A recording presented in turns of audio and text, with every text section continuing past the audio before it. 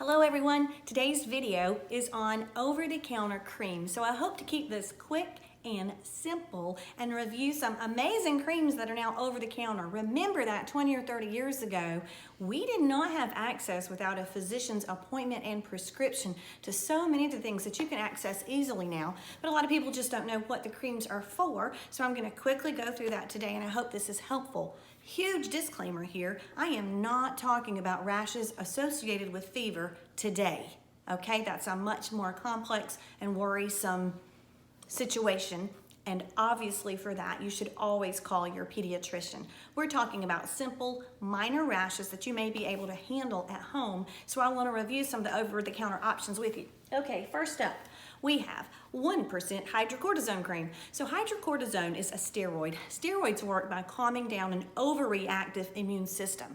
So a good rule of thumb is if it itches, put some steroid on it. So this is over the counter. There's also 0.5. I always go for the full 1 because that's more powerful. On the body, it can be used 3 times a day. On the face, only once a day. And we do not recommend it in the diaper area because steroids can thin the skin. So we also don't put them on the eyelids because the eyelid skin is already so thin. So basically anything that causes a contact dermatitis like a nickel or metal allergy on your skin, if you accidentally wore something that had it and you didn't realize it, it's happened to me before with earrings. If I bought a pair that I didn't realize had nickel in it, huge inflammatory response. Hydrocortisone cream is your go-to. Mosquito bites, poison ivy, poison oak, that sort of thing. You want to use 1% hydrocortisone.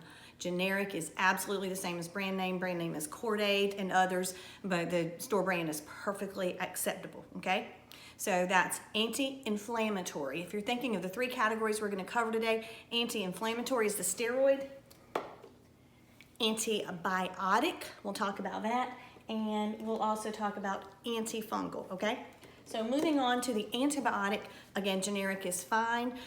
Typically people will get the triple antibiotic ointment, we do as well, unless you have a child who's allergic to the neosporin or the neomycin component of this. So neosporin is neomycin, triple is, and it has it listed on here, bacitracin, neomycin, and polymyxin B sulfate. Well, one of my children, my oldest, is allergic to the neosporin. So in our first aid kit, we also keep just the plain bacitracin, or you could also get the plain polysporin. There are plenty of options there.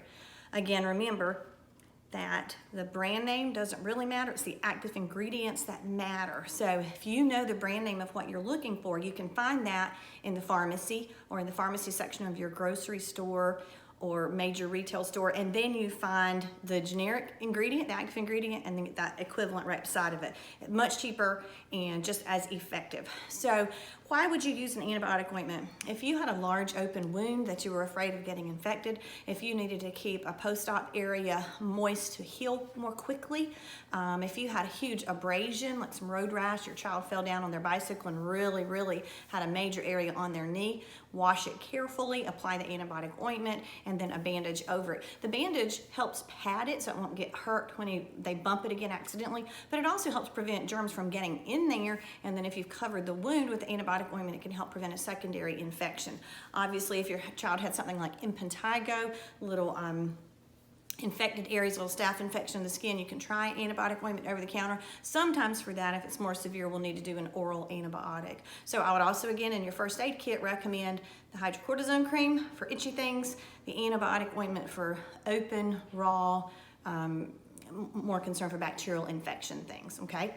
Next up is our antifungal cream. So remember, yeast love to cause problems in creases. So if you've got in the base of a deep crease, like a chunky little baby's neck rolls in the very bottom, if it is a bright red, almost moist looking, raw looking at the base, almost always that's a yeast infection. Yeasties love creases. So if you've got creases, you could have yeasties in there. So we want to keep it dry as much as possible. Open it up, pat dry with a clean cloth cotton diaper, fan it, air it out as best you can. Same with the diaper area if you have a yeast rash there. In the diaper area, a yeast rash will look more like a little pimply rash, tiny white dot in the center of the raised pink pimple. And so for that, you would use an antifungal cream. Now, a lot of people are put off, like this one I happen to have says athlete's foot. Well, that's because athlete's foot is caused by a yeast. So the active ingredient in this is clotrimazole. That's the same as brand name Lotrimin. You can get this stuff at the dollar store. It's not that expensive. I'll have patients all the time who say, no, I want the prescription strength. Guys, this was always prescription for years and years. It's just that now everything's available over the counter. This is fantastically strong stuff. So is miconazole, brand name Monistat. And obviously you'll recognize that's more of a women's yeast infection medicine. Yeast infections are yeast infections. They don't care if you're a boy or a girl. They just like warm, moist environments. So for girl parts, they can struggle with easy yeast infections between the toes of sweaty athletes, hence athlete's foot. And you can get the equivalent of athlete's foot in the groin area or the underarm area. You can get it on your body as ringworm, which is nothing to do with a worm, thank goodness. It's just a round rash with central clearing, meaning the skin in the center looks like normal skin, but on the edge it's raised, irritated, sometimes itchy, little pimply looking, and it can get larger and larger. And that would also be treated with the antifungal cream twice a day until the rash is completely resolved. So I hope you take home from this that you guys can handle a lot of different rashes at home. Generic is almost always as good as brand name. And just get an idea for which different cream you should use for different situations. Antibiotic to treat potentially bacterial infections or prevent them. Antifungal to treat yeast rashes. And hydrocortisone cream to treat bumps and anything itchy like contact dermatitis. So I hope this was helpful. If it was, please hit the like button, and if you wouldn't mind, subscribe. And also, if you guys have additional ideas for future videos, just let me know. Thanks so much.